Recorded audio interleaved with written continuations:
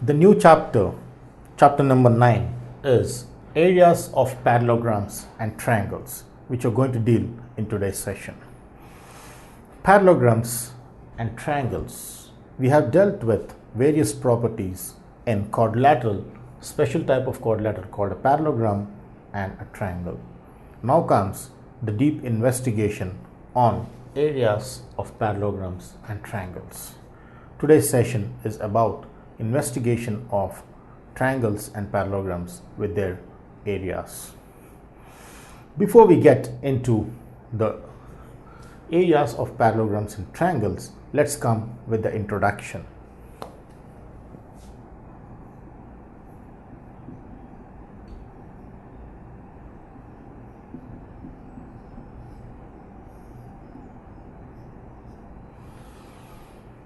Introduction.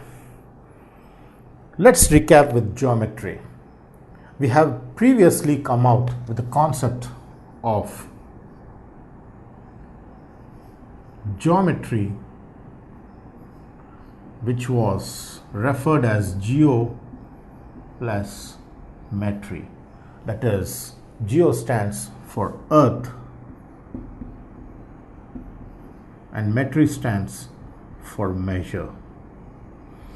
So measure of earth or measure of the agricultural fields or measure of the land is what from which geometry has originated.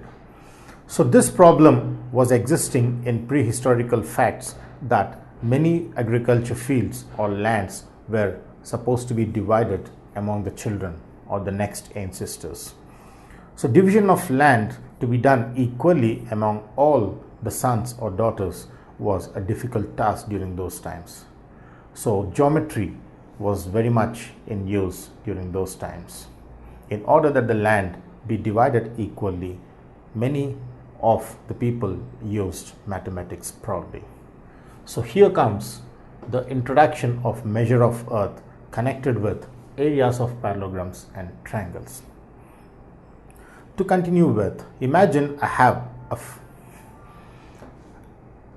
an agriculture field which is triangular in shape.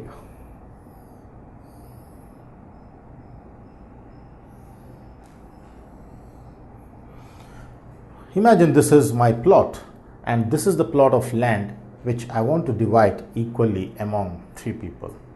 Like for example, say Budhia was a farmer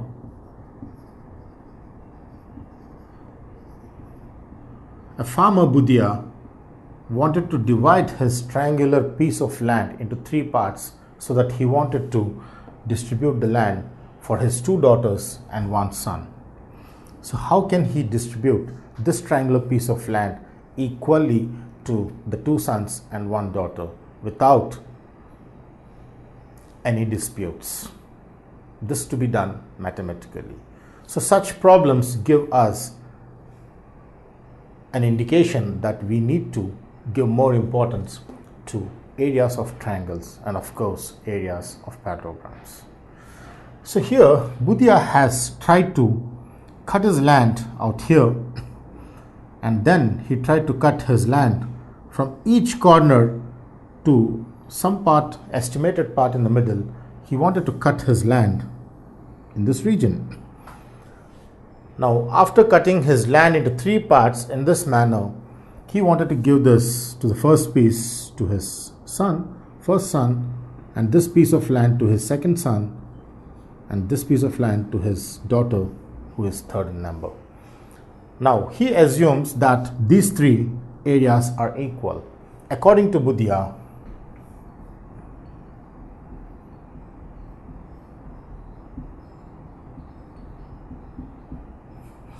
his estimation that from the center of this, approximately the cutting of the land to each of his vertices of his agricultural land, A, B, C, are assumed to divide the whole triangular piece of land into three parts, first, second and third, and according to Budhia, area of the first piece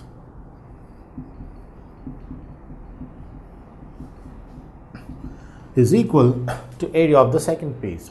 Though they are in different shapes, it is assumed that area of the first piece, according to Budhia, is equal to area of the second piece, and also this is equal to area of the third piece.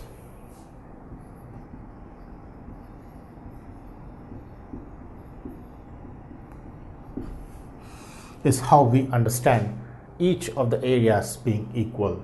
Thus, the two sons and the daughter would happily share the land without any disputes.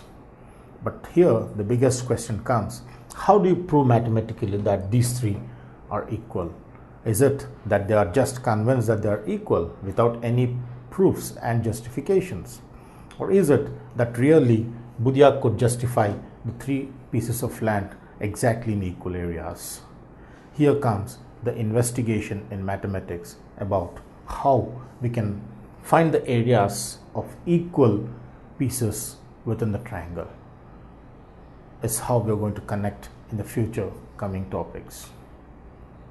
Budya's problem related with area of triangle subdivided into areas of three different pieces of triangles.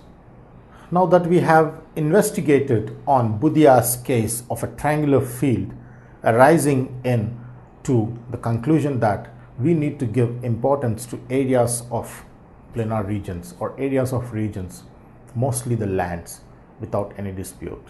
Now comes, what is area? How do we define area in the branch of mathematics? So let's see in today's session about area and its mathematical properties. So here comes area. What is an area? So let's see in brief area. Now imagine I have a closed region.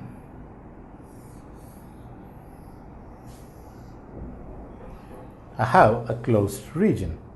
So this region is closed in all directions. So such a region which is closed in all directions is called a planar region. This is a planar region.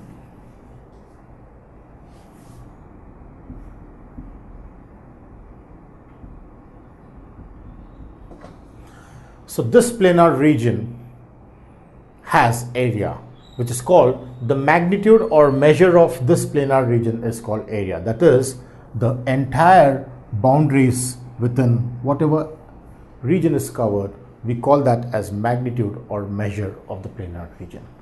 So in simple manners, area is defined as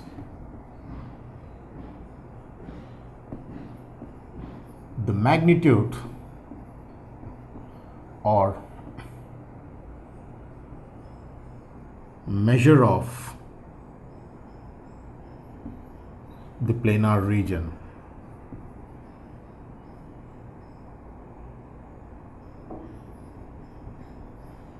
Is called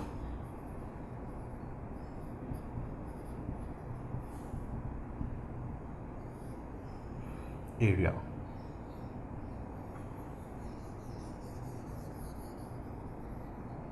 It's how we define area of the planar region. A close-sided figure whose magnitude or measure which accounts to area. The magnitude or the measure of the planar region is how I define area of the given region. Area of triangle, area of parallelogram, area of quadrilateral, and area of various other things is how we understand.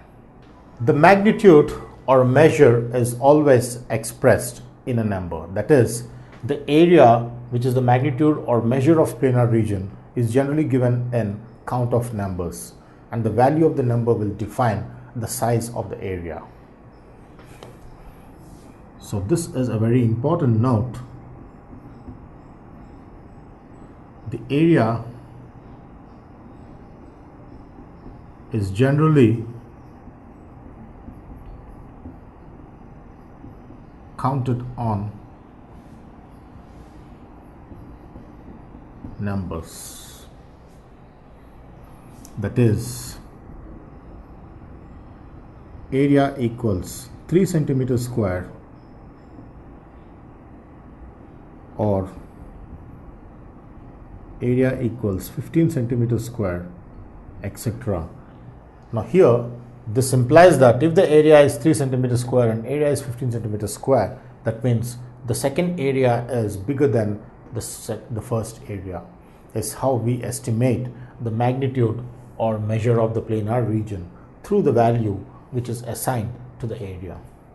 And these are the units given for area.